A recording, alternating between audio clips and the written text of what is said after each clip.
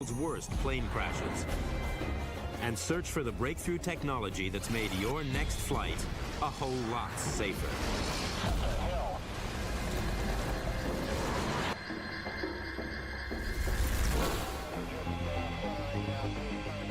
January 25th, 1990, as fog engulfs JFK, planes stack up overhead. The tower routes Avianca Flight 052 for final approach. At 600 feet, the pilot hits a blast of turbulence and aborts the landing.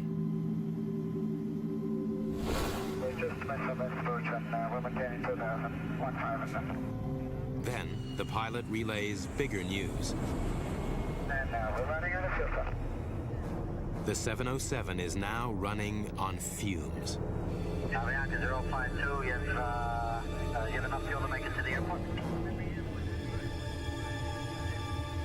Avianca 052, New York.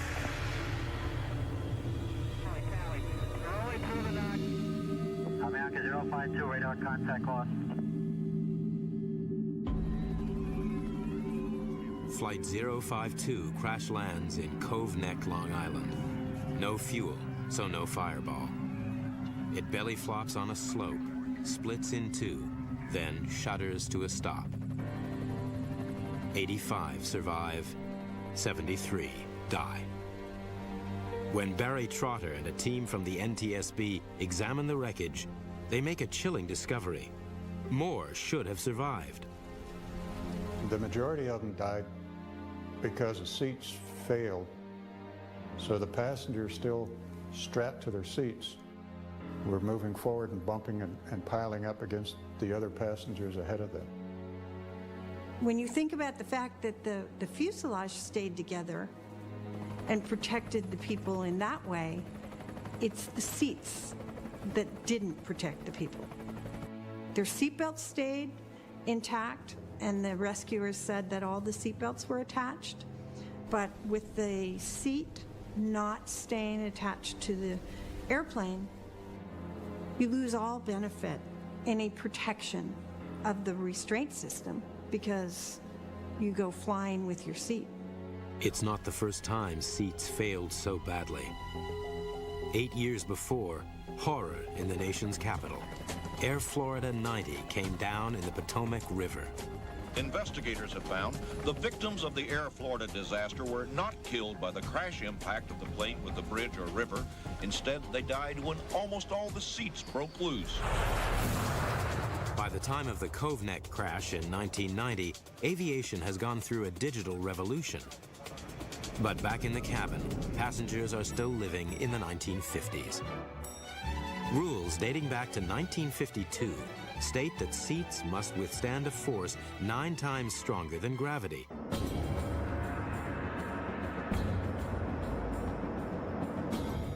Here's how they tested a seat. Load it with a block of wood and pull it in all directions at 9 Gs. The problem with that test was that it was a static test. That means, in engineering terms, it was a slowly applied load. Of course, a crash is a very rapidly applied load. Throughout the 70s, engineers conduct all sorts of dynamic tests, but only on the airframe, not the seats. Not until 1981 does the FAA finally open a facility to dynamically test seats. One of our most spectacular videos that illustrates the problems with the 9G seats, we called it Flying Freddy. Freddy reveals the fatal flaws. The legs sit rigid in a lightweight track. On impact, the track buckles, and mayhem. The legs are cast from brittle steel. They can't absorb the kinetic energy thrown at them during the crash.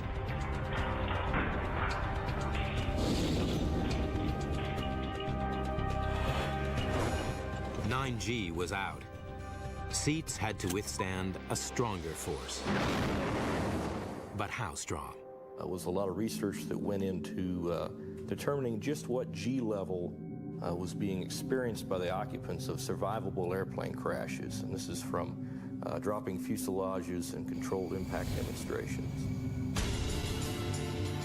At NASA's drop test facility in Langley, tests reveal that both passengers and aircraft floors can survive impacts up to 16 Gs.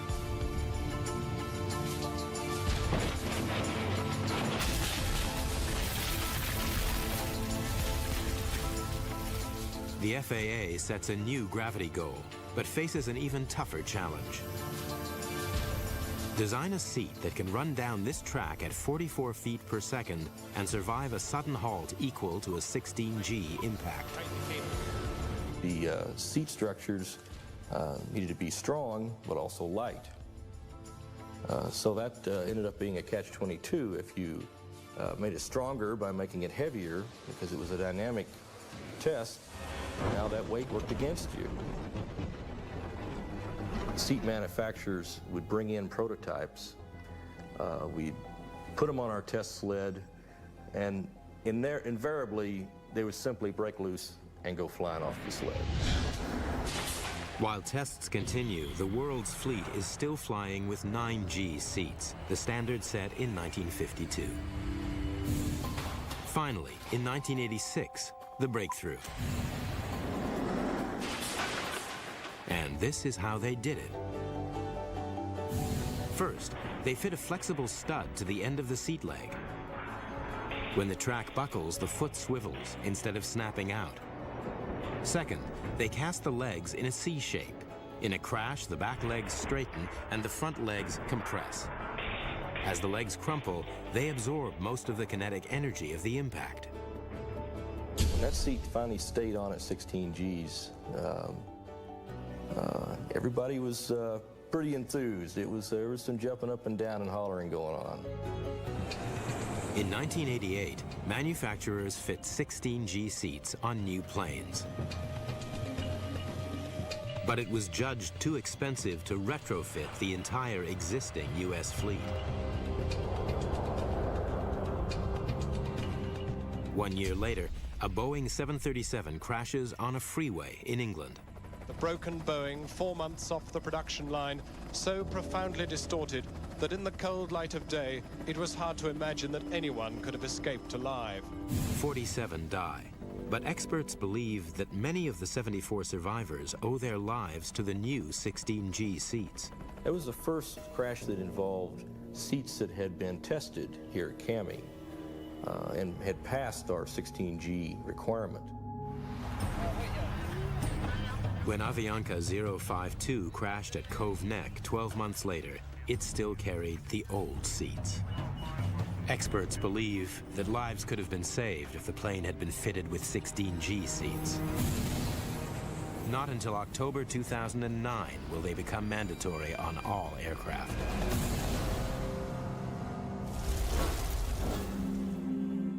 Los Angeles has always had some of the busiest skies in the country. In 2008, almost 60 million people flew in and out of LA in one single month. Busy skies, but closely watched. Over an area of 7,000 square miles, 25 airports, employing nearly 300 air traffic controllers. August 31st, 1986. A clear day with visibility up to 14 miles. At 11:46 a.m., the LAX tower clears Aero Mexico 498 for descent. On board, 58 passengers and 6 crew. 6 minutes later, the DC-9 disappears from the radar screen. A photographer captures the moment it drops from the sky. Talking about tons, literally tons of aluminum and parts coming down in a very uncontrolled fashion. The DC-9 crashes over the sprawling suburb of Cerritos. There's smoke, there's fire everywhere. It creates an enormous destructive path. It's carnage. Rescue teams quickly make a grim discovery. The wreckage is from 2 aircraft. In a schoolyard, they find the fuselage of a twin-seater Piper. All 67 people on the planes are killed, 15 more on the ground. How did 2 aircraft collide on a clear day in such closely watched skies?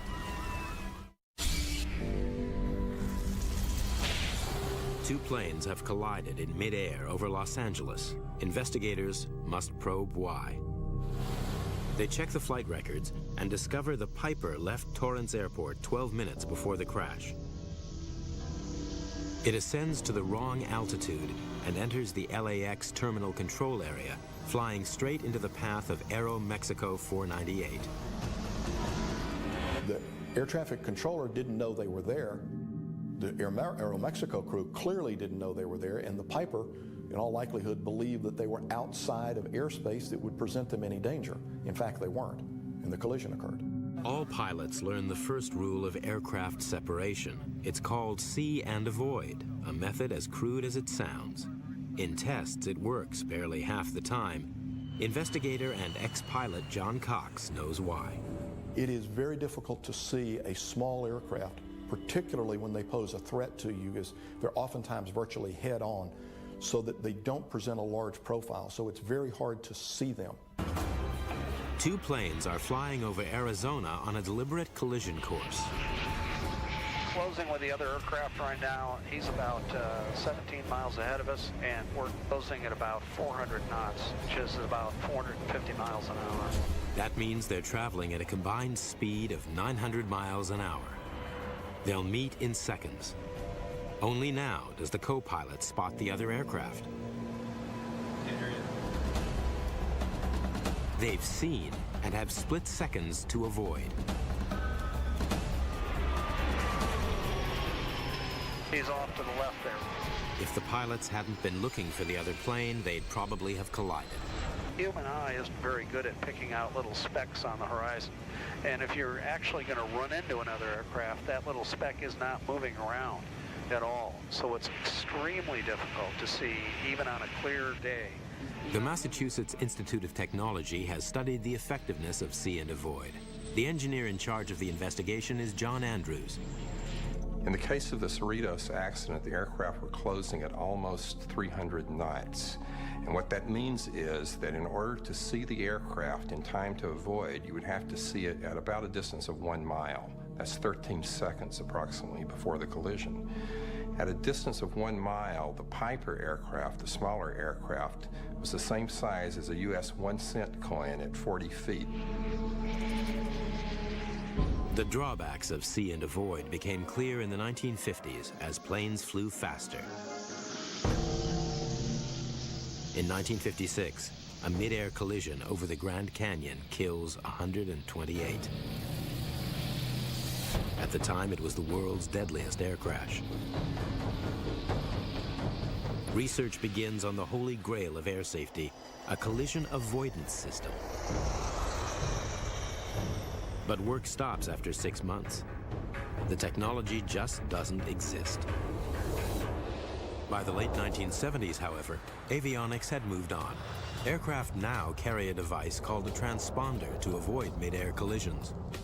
Using transponder beacons, air traffic control can track a plane's location, altitude, and call sign via ground receivers.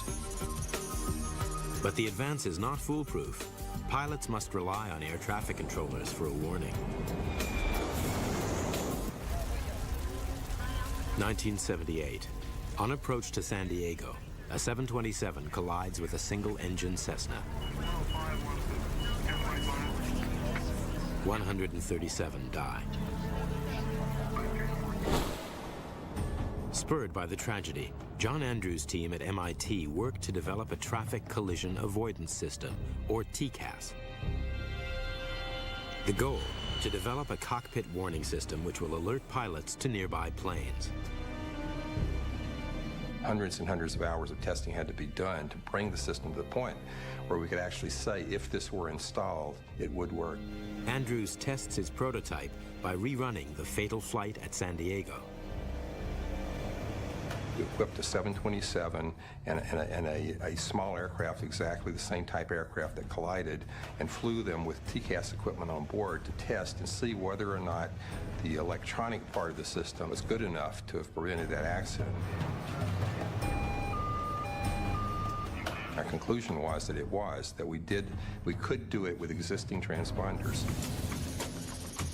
TCAS signals all aircraft transponders within a range of 40 miles. Transponders on nearby planes respond with speed, altitude, and call sign. If planes are heading on a collision path, TCAS warns one to ascend and the other to descend. Finally, the solution. But at $60,000 each, it's an expensive fix. For a while, there was obviously reluctance to spend all the money it would require to equip commercial aircraft with TCAS. It was considered to be a fairly expensive piece of avionics. Then, the mid-air collision over Cerritos, a virtual rerun of the San Diego crash. And Cerritos was the key event that pushed the system from the laboratory and from the experimental flying into actual daily operational use. After Cerritos, the FAA makes TCAS mandatory on all large U.S. aircraft. In 1993, it was required on all planes carrying more than 30 passengers. Descend, descend, traffic, traffic. Today, every plane entering U.S. airspace is required to have it. Aircraft that's plus 100. TCAS has literally saved numbers of airliners, including one that I was flying. We would have probably struck a small airplane over Central Florida had we not had TCAS warning.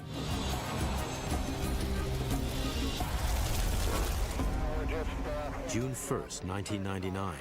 American Airlines 1420 from Dallas-Fort Worth makes its final approach into Little Rock.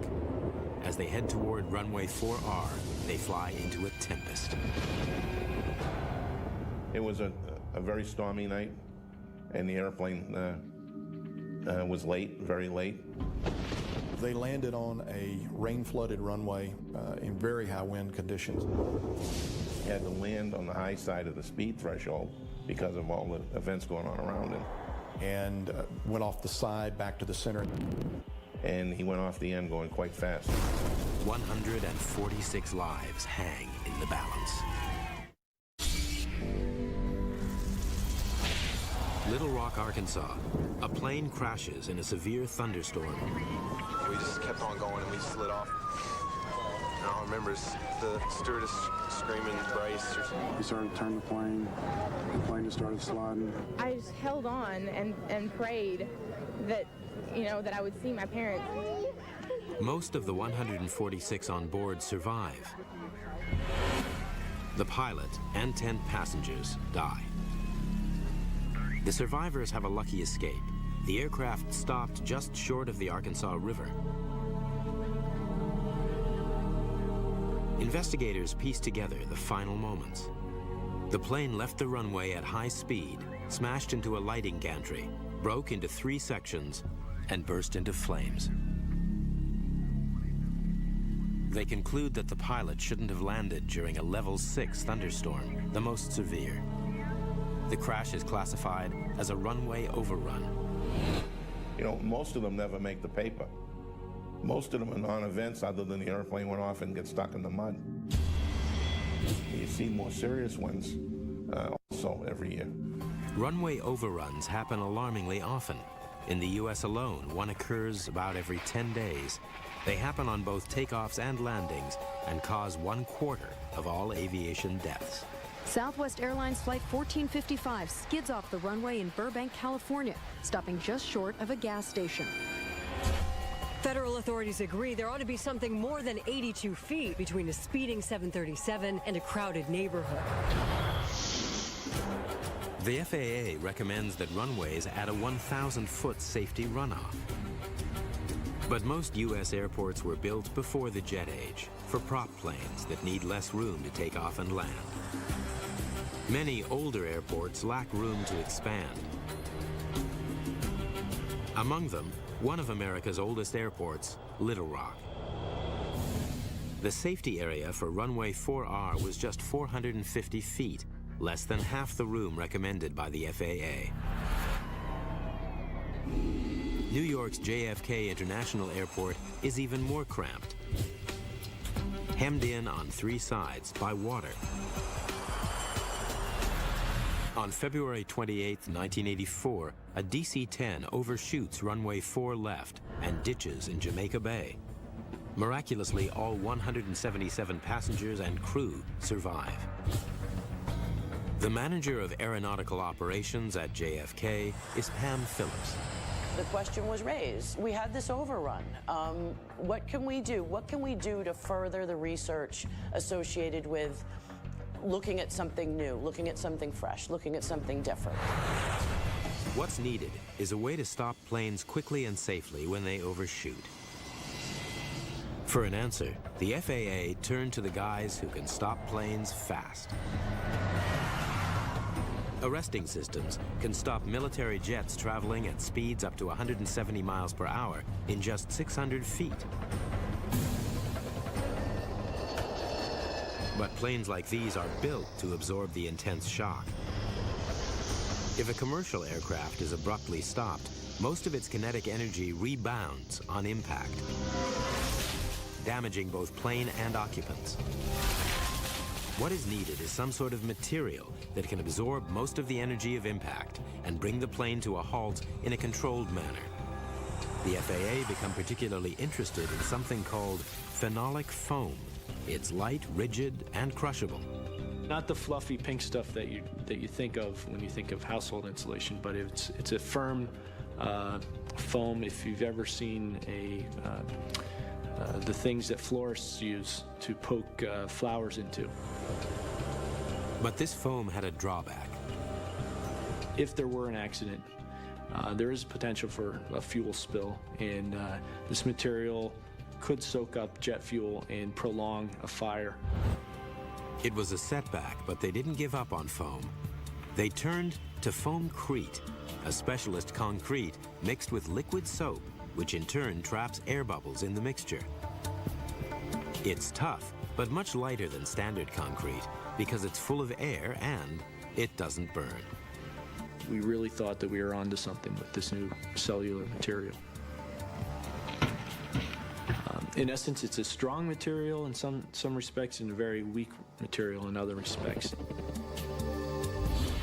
Strong enough to withstand 115-mile-an-hour jet blasts and the extreme temperature range at many U.S. airports. Computer trials suggest it's also weak enough to give under the weight of an airplane. As foamcrete crushes, it absorbs the forward energy of the undercarriage and slows the plane gradually. It's like trying to ride a bike through sand. It works in theory, but how about on the runway? The big day was back in May of 1996 when we had a 380-foot long, 40-foot wide bed built. We actually had borrowed an FAA Boeing 727.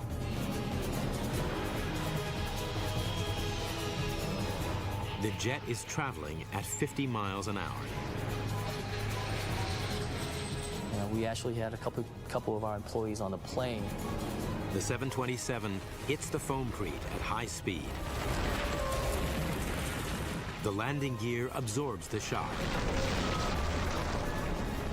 And 10 tons glide to a halt. And what's amazing about it was that the aircraft stopped within 16 feet of what our computer model had predicted. Everybody was just ecstatic about it, and having it stop like it was supposed to, that's all you could ask for. They dub it Engineered Material Arresting System, EMAS. In months, the first EMAS bed is laid at the end of JFK's runway 4 right. But will it work in a real emergency? To stop runway overruns, JFK installs a bed of foamcrete. The bed goes unused for almost 3 years. Then, on May 8th, 1999, Pam Phillips gets a call. It was Mother's Day of 1999. It was a day much like this. It was rainy, it was gray, and I will never forget getting the phone call. A Saab commuter jet landed long and ran straight into the EMAS bed. came out here to JFK and was everybody okay? No injuries and no damage to the aircraft. Everything that we expected through all of the testing and research validated itself with that arrestment. 4 years later, the EMAS bed stops an MD-11 cargo plane. And in 2005, EMAS passes its biggest test so far, pulling up a 300-ton 747 racing at 80 miles per hour. To date, foamcrete has been installed at 30 airports across the country, including runway 4 right at Little Rock. Quite frankly, I think that EMAS probably is the most revolutionary safety device that's been put into civilian aviation certainly in my 20-plus year career. Absolutely.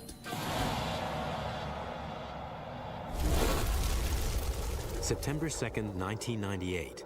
Swiss Air 111, en route to Geneva from New York, heads north over Canada.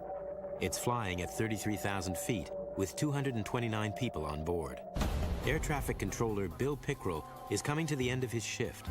About 10:15 local time, we were advised that there was a Swiss Air flight that was diverting into Halifax for a precautionary landing. Swiss Air 111 Heavy is declaring fan after smoke in the cockpit. Request immediate return. A pan means something is urgent, but it's not a full-scale emergency. They didn't think it was serious, but this was an aircraft that was about to go across the North Atlantic. Before landing, they have to take precautions.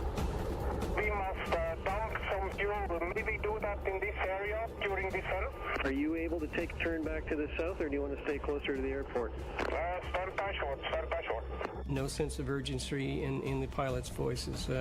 There was no way of knowing that the situation on the aircraft was changing.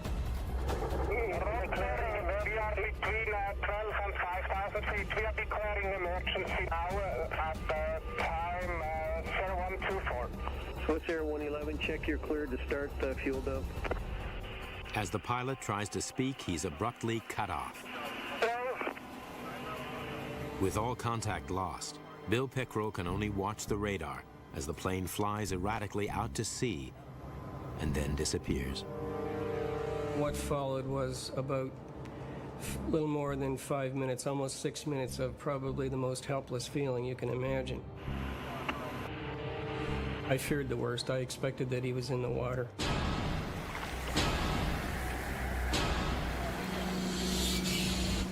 Swiss Air 111 has plummeted into the Atlantic Ocean 6 miles off the coast of Nova Scotia. I heard a loud, it wasn't even an explosion, it was almost like an air wave sort of hit the top of the house and the windows shook. Local people rush to help. Among those watching the news is Larry Vance of the Canadian Transportation Safety Board. Came on newsflash over the television, and I said to my wife, "Ooh, this sounds like one I might be involved in," so I waited for the phone call. The investigation begins immediately. The team is based at a fishing village, Peggy's Cove. The mood at Peggy's Cove was quite somber. I mean, you got 200 bodies out in the ocean. Well, for us in the safety board, it was the biggest investigation that we ever launched, the biggest one we ever participated in. The black boxes are quickly found, but they solve nothing. For some reason, the tapes cut out 6 minutes before the crash. The key to the mystery lies on the seabed. When the plane hit the ocean, it broke into millions of fragments. Each has to be found, raised, and inspected. But the wreckage lies at a depth of 180 feet, and it will take a massive salvage operation to retrieve it. To solve the mystery of Swiss Air 111, investigators must salvage millions of pieces of wreckage. It's an immense operation, costing over $30 million. After 15 months, they recover 98% of the plane. In a hangar, each piece is carefully washed, sorted, and examined. But the first clue is the pilot's own words. Smoke in the cockpit. Request Immediate return. Much of the wreckage is blackened. There is molten plastic in the cockpit. The controls are burnt and the wiring destroyed. Evidence of a catastrophic fire, and the likely reason why the data recorders stopped working 6 minutes before the crash. To pinpoint the source of the fire, the team reassembles the front 30 feet of the plane. Well, we reconstructed the wreckage on the frame to understand the extent of the fire damage. We were trying to delineate where it started and where it ended. The reconstruction reveals that the fire began above the cockpit, in an area known as the attic, invisible to the crew. A hidden fire in an aircraft is one of the more dangerous things that you can have happen to you as a pilot or as a passenger. If you have a fire in an aircraft that you can't detect, that fire will, unless for some reason it self-extinguishes, the fire will spread through the aircraft and eventually it will bring the aircraft down. If the fire started in the attic, then the most likely cause is electrical. 150 miles of wiring runs through the plane. Thousands of them lie in the attic. After 4 years of careful scrutiny, they find the source of the ignition. A piece of wire from the in-flight entertainment system. Investigators believe that 2 wires chafed on a metal bracket, wearing away the insulation. An electric arc from the exposed copper then sparks the fire. The blaze destroys vital instrument cables. Out of control, the plane plummets into the sea. But the only material near the wiring is the plane's insulation blanket, and it's not supposed to burn.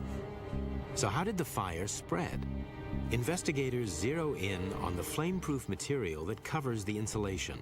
It's called metallized mylar. The industry standard tests, which are demonstrated here, show that when exposed to a flame, mylar shrinks but does not ignite. But there is a question mark about the test itself. There had been reports that despite the tests, metallized mylar was, in fact, flammable. The FAA devises a tougher test that more accurately replicates a plane on fire. It's called the Radiant Panel Heat Test. The results are shocking. Mylar burns. We were very much concerned, and we were concerned that there might be other incidents, and because of that, the FAA issued an airworthiness directive that would require the actual removal of metallized mylar from over 700 airplanes. Metallized mylar is yanked from all aircraft. Scientists look for a replacement that won't burn. They decide on a material called Kapton, a variation on the insulation used on electric wiring. Chemically, it has a makeup that produces a char when it is exposed to heat. This char is a factor in its fire resistance because a char prevents the material from igniting and burning. Kapton passes both the Bunsen burner test and the radiant panel heat test. It does not burn in either.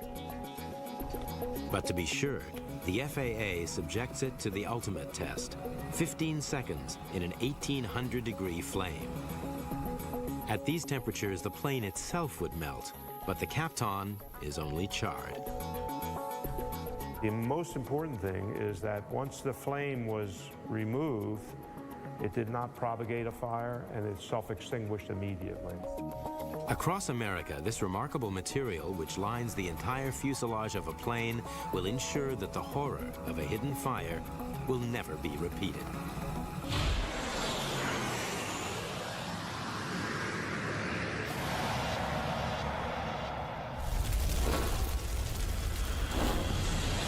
Los Angeles International Airport, February 2nd, 1991, 5:58 p.m., the busiest time of the day in the control tower. US Air 1493 is en route from Syracuse, New York. As it makes its final approach, the pilot confirms clearance to land with air traffic control. Yes, Air 1493 for the left side, 24 left. Yes, Air 1493. center line runway 24 left. The pilot's visibility is severely impaired. He is landing into the setting sun. But then he sees something on the runway. What the hell?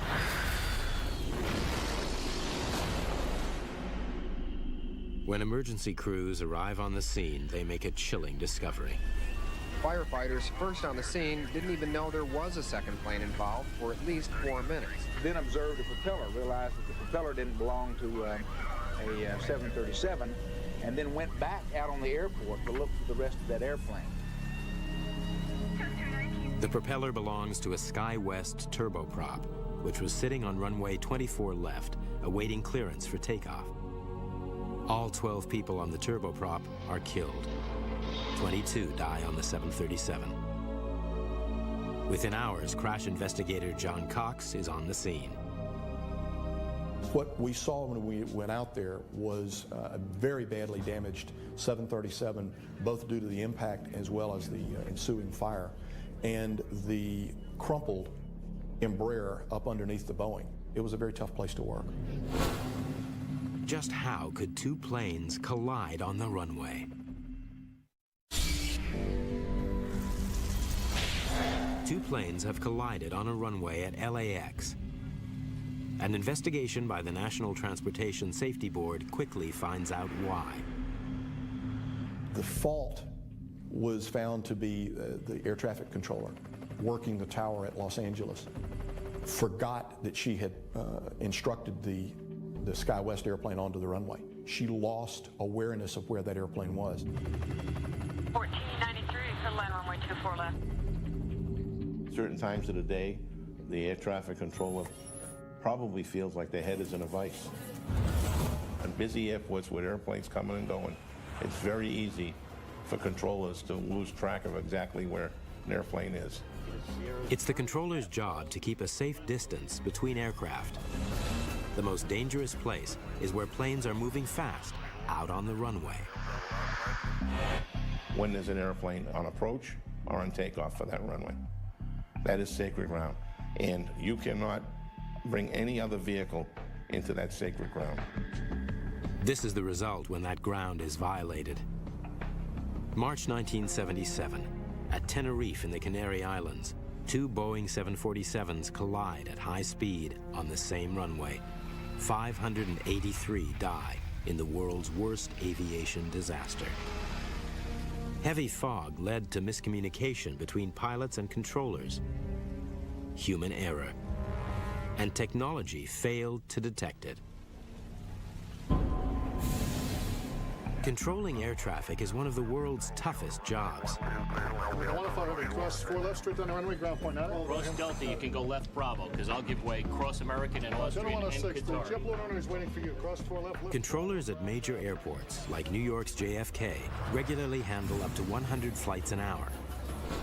Since the 1950s, most airports have been equipped with radar systems to monitor traffic. Ground radar sends out radio waves which are reflected back from aircraft. The plane's position can then be tracked by the tower. But controllers must manually match every radar blip with each plane's call sign. Hard work at rush hour. Worse, the radar signals can be deflected by heavy rain, snow, and fog. Surface radar as we have it today does have some limitations. There are blackout spots that it doesn't return very well. There are false signals sometimes. But a team at Syracuse, New York has developed a life-saving solution. They call it Airport Surface Detection Equipment, or ASDX. As a plane moves across the airport, its transponder sends out data such as the flight's call sign. Sensors along runways receive the signals while constantly tracking the aircraft's movement. No blind spots, and the sensors work in all weathers. The data is relayed back to the tower and displayed on the ASDX monitor. Over a map of the airport, it continuously displays all traffic movement. Now, controllers can instantly prevent planes colliding. And they don't need to manually identify planes. This system automatically recognizes and displays each aircraft's call sign. As planes move along the runway, a series of green lines warns controllers to block other traffic. When the danger passes, the controllers can safely direct traffic across that runway. ASDX was recently installed at JFK, and today they may need it more than ever. A 757 is making an emergency landing with reports of smoke in the cockpit. You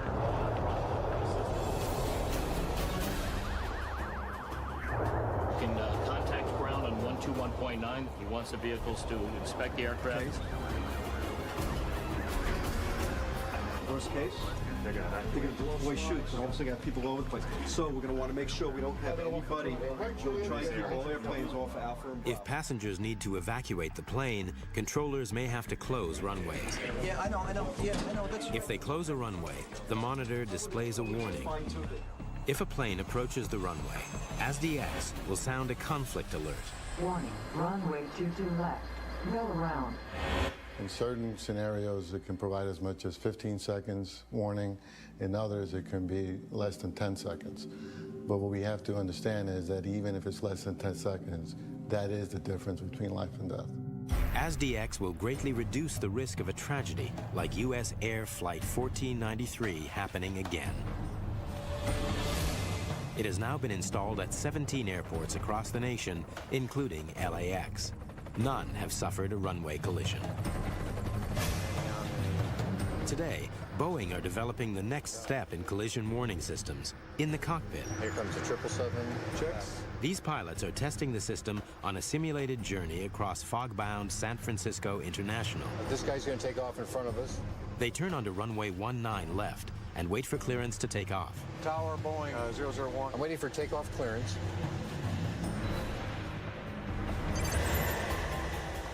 Still waiting for my takeoff clearance, and I don't have it yet. But right here, there's an airplane right behind me getting ready to land. He's 2.4 miles out. Tower, Boeing 1, we show traffic landing on runway 19 left. Do you want us to depart, sir? We've lost comm with the tower, Captain. That's much too close for me. Boeing 1 transmitting in the blind. We show traffic on our tail. We're exiting the runway. So within 1 mile, Captain. Miles, 0.5 miles, closing. Oh, that's closed. Without the cockpit warning, disaster. Today, decades of innovations safeguard flyers against collisions on the ground and in the air, hidden fires, and runway overruns. One leg of any flight is still risky, the drive to the airport.